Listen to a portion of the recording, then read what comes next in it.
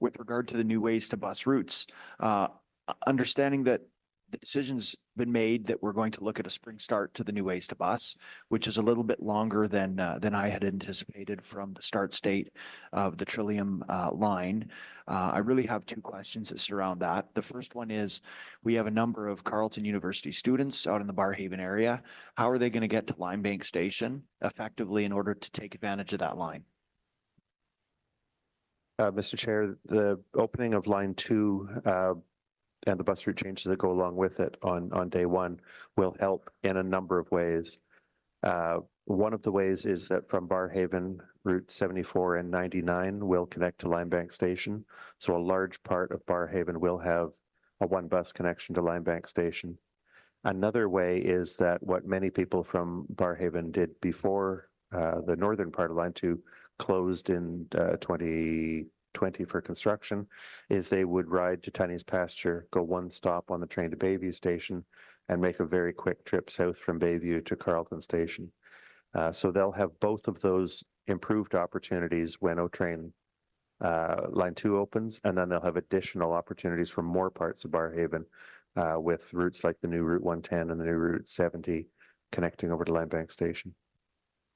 Okay, that's good news, and I appreciate that. Thank you.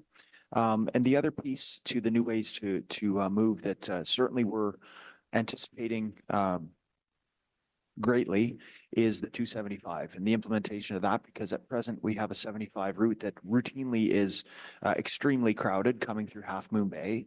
And it's not just a volume issue, it's also an issue of reach, because we have a lot of these new sprawled out subdivisions out on the edges of the community that will be much, much better served when we have that complement of a 275 plus the 75, as opposed to the current operations of just the 75. So I guess my question would be, do we need to wait until April to get the 275 laid on? And if that's the case, is there scope to increase some of the capacity of the 75s that are currently in service? Because we do have a significant uptick since the start of September on that line.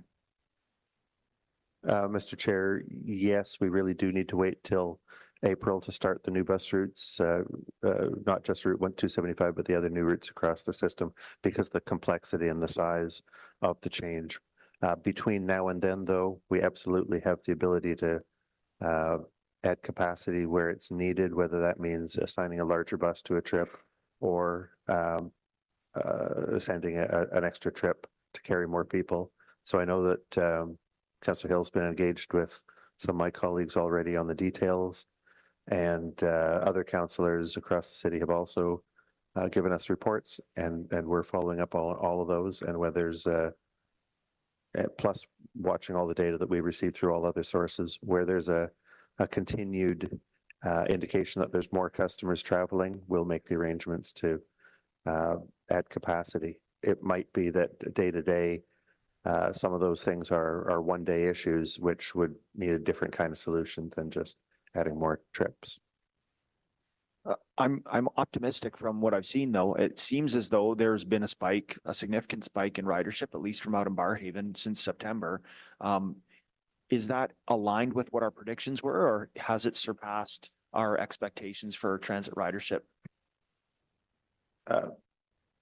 It's aligned, very much aligned with the numbers that we showed you in the presentation, that you know, our ridership calculations will show September ridership being the highest since the pandemic began.